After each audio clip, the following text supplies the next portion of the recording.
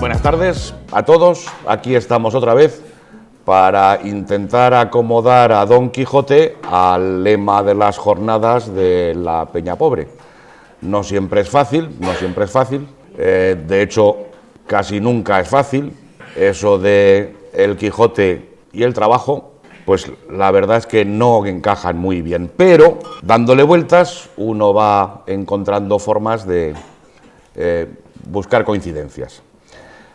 Lo primero, una página de referencias iconográficas. Como referencia bibliográfica solo hay una válida, el Quijote. En cualquiera de sus múltiples ediciones, el Quijote es lo que vamos a citar y de lo que vamos a hablar continuamente.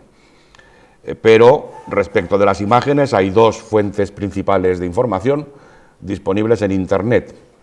Una es el Banco de Imágenes del Quijote del Centro de Estudios Cervantinos, qbi2005.com, y el otro es la iconografía textual del Quijote de la Universidad de Texas, que tiene una dirección de correo larguísima y llena de h's, t's, p's, v's, y que no la transcribo aquí, pero si ponéis en el buscador iconografía textual del Quijote, os deben de salir enlaces para estas páginas. En la primera hay un gran surtido de imágenes con una limitación temporal hasta 1915 más o menos, por razón de derechos. En la segunda no hay tanta riqueza de imágenes, pero no tiene esa limitación temporal, por la legislación, entiendo, que hay en Estados Unidos sobre derechos de imagen, que es bastante más laxa y que permite que pongan aquí imágenes modernas. En julio de 1604, Miguel de Cervantes Saavedra firma la solicitud de licencia y privilegio para la impresión del libro El ingenioso Hidalgo de la Mancha. El ingenioso Hidalgo de la Mancha, todavía no es Don Quijote. Este documento, firmado con firma manuscrita de Miguel de Cervantes, aunque posiblemente no escrito de su mano, ha permanecido en el Archivo Histórico Nacional durante siglos, desconocido de los investigadores y de los estudiosos, hasta que recientemente una archivera de la institución lo puso de manifiesto, lo sacó a la luz y nos permitió ver algunas cosas de las que vamos a intentar estudiar hoy. La instancia, que es lo que veíamos antes, la primera cara, la solicitud de licencia firmada por Miguel de Cervantes, se utiliza para la tramitación del expediente. Esto es lo normal en la época, la solicitud presentada en un pliego se dobla con el texto por dentro y en las caras blancas que quedan por fuera se va dando cuenta de la tramitación del expediente. En esta columna central que veis ahí, más vertical, nos vamos viendo cómo se va haciendo un historial de la tramitación del expediente. Para que lo veáis más fácil, lo transcribimos: Miguel de Cervantes, es lo que pone en la cabecera, como nombre del peticionario, Miguel de Cervantes, secretario Gallo. Gallo es el escribano de cámara al que le corresponde la tramitación del expediente dentro del Consejo de Castilla. La fecha, en Valladolid, a 20 de julio de 1604. Esta es la fecha que pone el secretario Gallo, posiblemente entrara en la escribanía pues 1 o 2 días antes. Y al final, abajo del todo, un resumen de qué va el expediente. Pide licencia para imprimir un libro y privilegio. Eso es lo que pide. En la parte central de esa columna central hay una diligencia del secretario Gallo, tan sencilla como véase, y el nombre del consejero del Consejo de Castilla al que le entrega el secretario Gallo el expediente para que resuelva. El escribano Gallo es un funcionario, Gil Ramírez de Arellano, Gil Ramírez de Arellano es el nombre del consejero de Castilla que va a resolver, que va a tomar la decisión. Antes de tomar esta decisión, Gil Ramírez de Arellano, un personaje, por cierto, muy interesante y de notable calidad cultural, pasa el manuscrito para que lo vea Antonio de Herrera, cronista del reino. No lo ve personalmente él, no lee el ingenioso hidalgo de la Mancha Gil Ramírez de Arellano, sino que lo entrega el manuscrito a Antonio de Herrera, cronista del reino, para que dé su opinión, cosa que hace efectivamente Antonio de Herrera en otra parte del pliego vuelto, en otra parte blanca, donde nos dice que no ve ningún inconveniente en que se publique este libro. A mí lo más interesante de esta censura es que dice que se le puede dar licencia para imprimirlo porque será de gusto y entretenimiento al pueblo, a lo cual, en regla de buen gobierno, se debe de tener atención. La razón no es que sea una gran obra literaria, ni que tenga una gran carga de pensamiento digno de transmitirse, es que va a ser un libro divertido, que es lo que era el Quijote en su momento, y que es lo que queremos que siga siendo algunos que pensamos que todo lo demás son alaracas de eruditos. Realmente el Quijote es un libro divertido, es un libro de chistes muy graciosos y que merece la pena ser leído fijándose en esto, no en la gran construcción de la novela moderna, no en el gran pensamiento filosófico de Cervantes, sino en lo divertido que es. Bueno, pues como consecuencia de la censura de Antonio de Herrera, concluye Gil Ramírez de Arellano diciendo: dásele licencia y privilegio.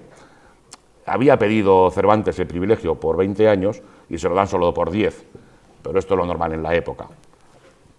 Se solía pedir por 20 y se solía conceder por 10. No es algo anormal. Hay casos en los cuales se concede por más tiempo y casos en los cuales se concede por menos. Este es un caso normal dentro de la época. Este privilegio es algo asociado a la licencia. Cuando alguien quería publicar un libro en la época, tenía que obtener licencia del órgano que, según el lugar donde se fuera a hacer la impresión, correspondiera conforme a la normativa de esa corona o de esa parte de los reinos hispánicos. Tenía que obtener licencia para poderlo imprimir, pero tenía derecho a pedir que nadie más pudiera imprimirlo, para defender su inversión del autor en cuanto había fabricado el libro, del impresor y del editor en cuanto financiaban la impresión y edición de la obra. Si conseguían ese privilegio, en ese territorio nadie más podía durante ese periodo de tiempo hacer imprimir el libro y podían ellos venderlo libremente. Con el Quijote no pasó eso, porque el privilegio que se pidió y que se obtuvo era para el reino de Castilla, para la corona de Castilla. Y pocos meses después de haberse publicado en Madrid, de la corona de Castilla, aparecieron ediciones en Lisboa, del reino de Aragón, y poco después también en la ciudad de Valencia, del reino de Aragón. He dicho Lisboa, del reino de Portugal. Sí, eso. No nos pasemos de la raya. No sabemos dónde está la raya, pero no nos pasemos de la raya. La raya, eso lo de allá y esto lo del otro lado. Bien, dásele licencia y privilegio por 10 años. Ahora, y me dirán ustedes, ¿y qué tiene esto que ver con el trabajo? Pues eso digo yo también. Pero en el memorial que presenta, firmado por Miguel de Cervantes para solicitar la licencia y el privilegio, dice que solicita esta licencia y este privilegio atento al mucho esfuerzo y trabajo que en componer el dicho libro he gastado. El mucho estudio y trabajo que en componer el dicho libro he gastado. Eso. Y esto ya nos suena a los peñistas, a los pobres peñistas Esto ya nos suena porque, si recordáis, este mucho esfuerzo y trabajo, pues lo hemos estudiado en alguna sesión anterior. Pero antes me gustaría llamar la atención sobre este trabajo con V, porque se puede deducir de aquí que Miguel de Cervantes no era muy escrupuloso con la ortografía, a lo cual podríamos oponer una serie de razonamientos. No porque tenga importancia que fuera escrupuloso con la ortografía, sino porque no podemos deducir de aquí si lo era o no. Primero, porque la letra del memorial parece ser que no es la de Miguel de Cervantes, sino la de Francisco de Robles, el editor y librero que financió la impresión de la primera edición del Quijote, Francisco de Robles. Segundo, porque en la época, en el siglo XVII, no había ni academia, ni había diccionario, ni había ortografía, ni de la Real Academia ni de nadie. Y la ortografía era muy propia y particular de cada uno. Y en este tema de la V, regía ese principio que ya denuncia, bueno, que ya nos desvela, más que anunciar, nos desvela Julio César Escalígero en el siglo XV. Para decir esto me he puesto la pajarita, además de para dar bien en cámara. No se puede citar a Julio César Escalígero desarrapado, hay que hacerlo bien provisto. En aquella frase latina tan famosa que dice Beati Hispani, quibus vivere, vivere est, lo cual es una tontería, salvo por el hecho de que uno de los viveres va con dos Bs y el otro de los viveres va con dos Vs. Y porque en España se pronunciaba vivere con dos Bs y vivere con dos Vs de la misma manera, lo cual permitía a Julio César Escalígero decir felices los españoles para los que beber es vivir. La distinción fonética entre la B y la V en España no se llevaba. No se llevaba en latín, no se llevaba en castellano. Escribir con B o con V era propio de cada uno, hasta que llegó la academia y dijo qué palabras se escribían con B y cuáles con V. Cada uno lo hacía como le parecía mejor. Pero lo del mucho estudio y trabajo, que creo que nos suena, porque hemos visto cómo, mientras el vizcaíno y Don Quijote están decidiendo qué es lo que tienen que hacer para terminar su batalla, Cervantes nos va contando todo lo que estuvo haciendo para conseguir enterarse de cómo terminaba la historia. Y pide que le felicitemos por el trabajo y diligencia que puso en buscar el fin de esta historia. Ya una cosa no cuadra con la otra. Por un lado, el mucho estudio y trabajo que ha tenido en componer el libro. Por otro lado, el trabajo y diligencia en buscar el fin de esta agradable historia. Cuando ya sabemos también los pobres peñistas, gracias a la primicia mundial que presentamos hace unos 6 meses en esta misma sala, que todo el trabajo y esfuerzo que puso para encontrar el fin fue encontrarse unos papeles en manos de un muchacho que se los llevaba a vender a un sedero. Bueno, la primicia mundial es haber retratado el momento exacto del cual se produjo ese descubrimiento de los papeles. Eso que veis ahí es el manuscrito original del Quijote. El manuscrito original en arábigo. Luego Cervantes encargó su traducción a un moro aljamiado. Todo esto suena, ¿verdad? El Alcaná de Toledo. Encargó su traducción al moro aljamiado y lo que publica realmente es la traducción hecha por un moro de un manuscrito morisco escrito por otro moro, en el cual Cervantes dice no haber tenido participación realmente, más que como muñidor del descubrimiento primero y de la traducción después de esta historia. El mucho esfuerzo y trabajo, el mucho estudio y trabajo que había desempeñado para traernos el Quijote. No termina aquí la historia. En el comienzo de la segunda parte del Quijote, en el prólogo de la segunda parte del Quijote, nos cuenta también Cervantes una historia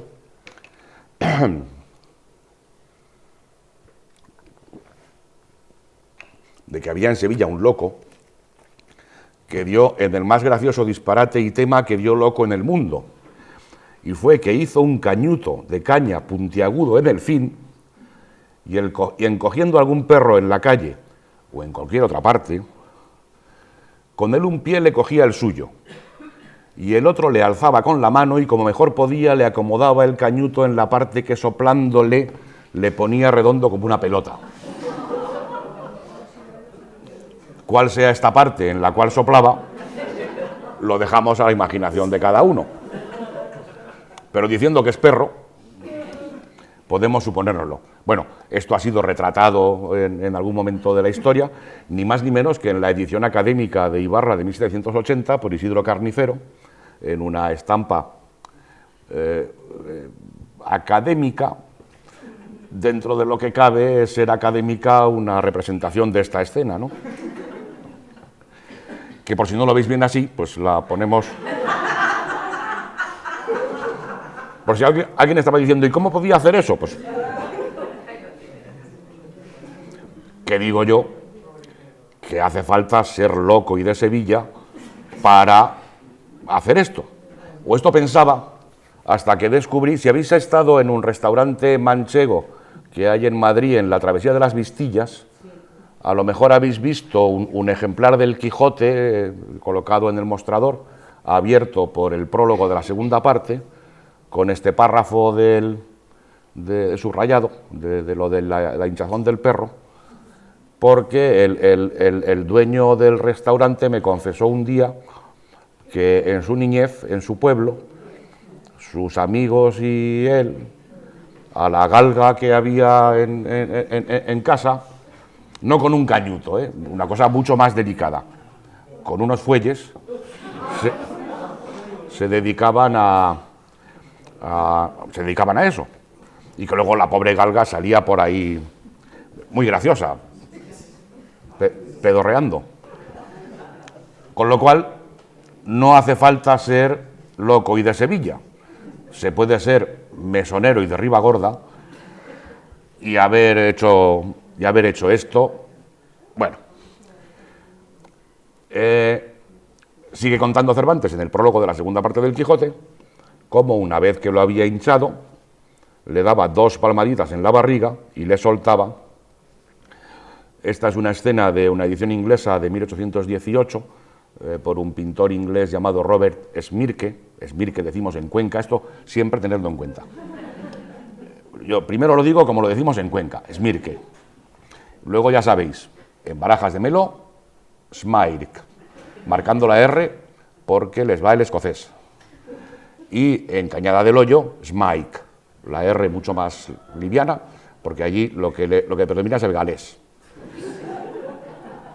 Pero en Cuenca, Smirke, Robert Smirke. Le daba 2 palmaditas en la barriga y le soltaba diciendo a los circundantes: pensarán vuestras mercedes ahora que es poco trabajo hinchar un perro. Para esto sí hace falta estar un poco loco y ser de Sevilla. La escena que estamos viendo está en una edición del Quijote de 1947, francesa. El pintor es Touchet, en Cuenca Touchet, en priego Touchet, o algo así. Y vemos otras representaciones de esta misma escena en una edición también francesa de 1926, la ilustración es de Gus Boffa, no sé cómo lo dicen en priego, Boffa, o de René de esto no sé ni cómo lo dicen en Cuenca, René de Paú, P-A-U-W, Paú. Y dice a continuación Cervantes: pensará vuestra merced ahora que es poco trabajo hacer un libro. Y digo yo, y no se me había ocurrido pensar tal cosa. ¿Qué tiene que ver la hinchazón del perro con la fabricación del libro? Pero no pierde momento Cervantes para restregarnos por las narices lo mucho que le ha costado hacer este libro. Aunque ya desde la antigüedad ha habido dudas al respecto. En esta estampa de Luis Paret y Alcázar, el pintor del infortunado infante Don Luis, el único hijo de Felipe V que no tuvo corona, porque todos los hijos de Felipe V fueron reyes y casi todos ellos de España. En esta escena de Luis Paret Alcázar vemos cómo alguien está inspirándole a Cervantes, está soplándole, está llenándole de gracia divina para que pueda componer el Quijote. Tampoco parece que se creyeran que le diera realmente mucho trabajo. Es algo parecido a lo que nos representa ya en 1994 un personaje muy curioso, el Marqués de Serafín, que a lo mejor alguno lo conocéis. El Marqués de Serafín, por otro nombre Serafín Rojo Caamaño, conocido sobre todo como ilustrador en La Codorniz y autor de las psicalípticas representaciones de las marquesas como esta, que no es marquesa, pero es voluptuosa, que está explicándole a Cervantes qué es lo que tiene que poner ahí en el libro ese que está haciendo. Cervantes está ahí aplicado al trabajo, porque está empezando la escritura. Al final, también del mismo Serafín, vemos cómo Cervantes ya está un poco agotado, pero gracias a que la marquesa de Serafín le va sirviendo vino y más vino y más vino, pues va a conseguir al final terminar esa disparatada obra que es el Quijote. Aunque los peñistas pobres ya sabemos que realmente el verdadero autor del Quijote no es Cervantes, sino Cide Hamete Benengeli, autor morisco, representado en este dibujo de Salvador Tusell, copiando y coloreando una imagen de Gustave Doré, de su edición del Quijote de 1863. Y hasta aquí hemos llegado.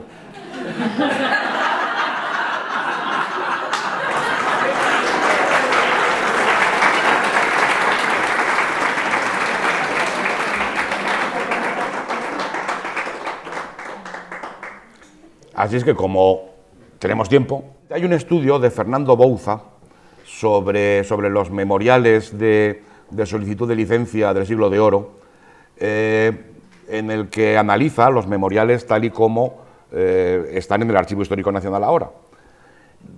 Creo que no menciona para nada los derechos que pudiera costar. Sí que la maquinaria había que engrasarla. Sí que la maquinaria había que engrasarla. Ten en cuenta que el memorial que hemos visto comienza el 20 de julio de 1604 y la licencia, el dásele licencia y privilegio es de septiembre. En apenas 3 meses, en algo menos de 3 meses, se ha tramitado un expediente que incluye la lectura y censura de algo como el Quijote, que los que lo hayáis leído sabréis que no se lee en una semana. Es decir, que fluidez hubo en la tramitación, que era normal que hubiera esa fluidez. Había bastante cercanía entre los funcionarios tramitadores y los solicitantes, los peticionarios. Esa cercanía se traducía en visitas personales a la casa e incluso en obsequios a la mujer o a los hijos o de los funcionarios que participaban. Tasa no creo que hubiera. Tasa para las arcas reales no creo que hubiera. Pero engrasamiento sí. De hecho, los censores designados para opinar sobre los libros no tenían fijados derechos.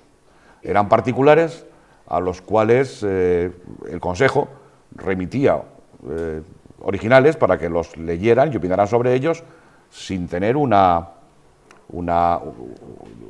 correspondiente retribución por ese trabajo. De vez en cuando lo solicitaban y de vez en cuando se les concedía, pero con carácter general no.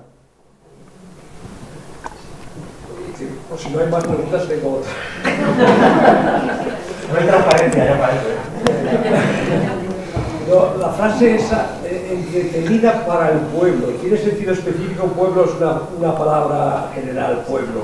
¿Es decir, gente menos culta aquí o cómo interpretas tú lo del pueblo? Sí, sí, sí, es claramente el administrado, el súbdito, el no letrado. Sí. El no letrado. Sí, sí, yo que es. Un público menos exigente. Sí, sí, sí, sí, sí, sí, sí, y sigue en la censura. Y es regla de buen gobierno atender al entretenimiento del público, al entretenimiento del pueblo. Es decir, que es obligación de los monarcas y de los que representan al monarca en la administración del reino tener a los súbditos contentos, tranquilos, entretenidos. Sí, sí. ¿Pero sabían leer? No muchos, pero el Quijote, como otros libros de la época, era un libro que se leía en grupo. De hecho, había un lector que leía y un público que escuchaba. En muchos lugares, en las barberías, en las antecámaras, lo dice el propio Quijote. En el propio texto del Quijote se dice esto. Y algún capítulo del Quijote se titula así, de lo que leerá el que lo lea o oirá el que lo escuche leer, porque era una práctica habitual.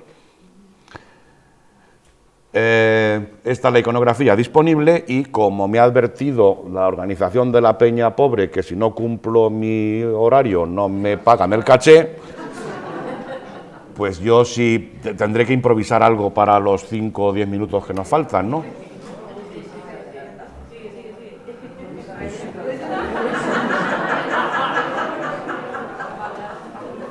Vamos a ver si nos da para... Vamos a ver si nos da. Porque hemos hablado del trabajo de Cervantes, pero hay que hablar del trabajo de Don Quijote. ¿Y cuál es el primer trabajo que hizo Don Quijote? Bueno, primero, que sepáis que esto está fuera de programa. Que si estuvieran aquí los luthiers, nos lo dirían con más énfasis. Fuera de programa. Lo primero que hizo Don Quijote cuando decidió hacerse caballero andante, bueno, después de gastar varios días en decidir cuál iba a ser su nombre, cuál iba a ser el nombre de su montura y cuál iba a ser el nombre de su amada, en lo que gastó bastantes días, pero que no podemos considerar realmente un trabajo.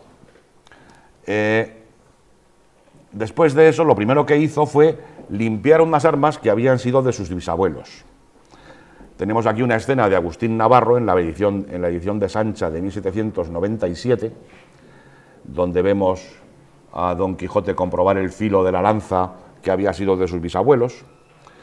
Tenemos una escena de Daniel Vierge, un dibujo de Daniel Vierge de 1906, en el que también está en un pilón fregando las armas.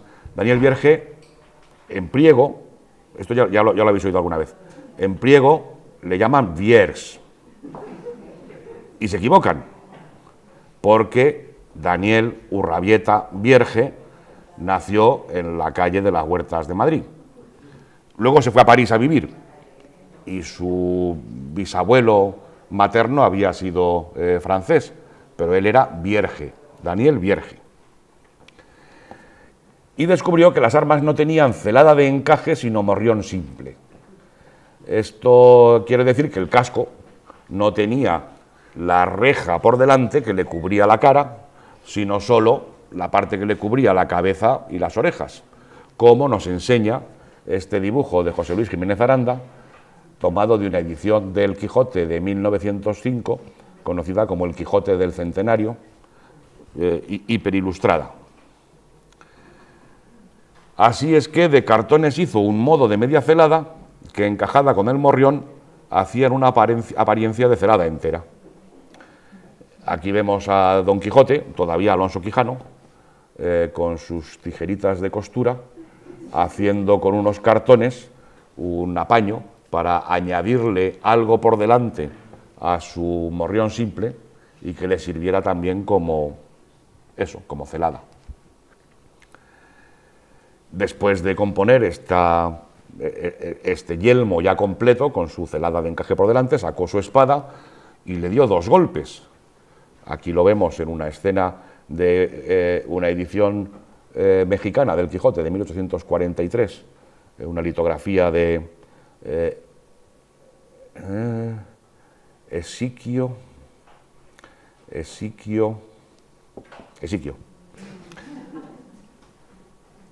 No recuerdo ahora el apellido. Tomada de un dibujo de Tony Joannot para una edición francesa. Esto es una copia en México de una ilustración aparecida previamente en una edición francesa. Sacó su espada y le dio 2 golpes, y con el primero y en un punto deshizo lo que había hecho en una semana. Yo me sigo preguntando para qué le dio el segundo golpe. Si con el primero se había cargado el yelmo, el segundo, ¿a quién se lo dio? Pero le dio 2 golpes. Estaba dando golpes y dijo: a mí no me quitas de dar el segundo golpe aunque te hagas mixtos en el primero, hombre. Así es que decidió volver a hacer de nuevo su yelmo, poniéndole ahora unas barras de hierro por de dentro, para que fuera un poco más resistente que los simples cartones. Como vemos aquí en este dibujo de Ricardo Marín, en una escena tomada no de la edición del Quijote ilustrada por Ricardo Marín, sino de otro libro llamado Las tristezas de Don Quijote, teóricamente de Gregorio Martínez Sierra, aunque muy posiblemente de su mujer, porque Gregorio Martínez Sierra tenía la tendencia a firmar como propias obras de su mujer, que era la mujer de Gregorio Martínez Sierra, Carmen. Bueno, conocida. La imagen es de Ricardo Marín.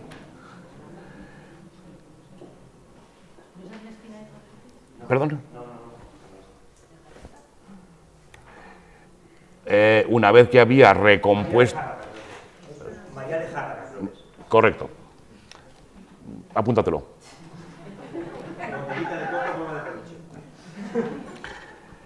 Una vez que había terminado de componer esta celada con los hierros, sin querer hacer nueva experiencia de ella, por si acaso, la diputó y tuvo porcelada finísima de encaje. Conforme vemos en esta imagen de Walter Crane, eso como dicen en Barajas de Melo, de una edición del Quijote para niños, infantil, de 1900. Y este es el primer trabajo que hizo Don Quijote, y el último, porque ya no volvió a dar palo al agua en el resto de sus aventuras. Sí que tuvo duelos y quebrantos y pesares, pero trabajar, yo creo que ya no hizo nada más. Con lo cual, y ahora sí, terminamos la presentación, incluso la de fuera de programa.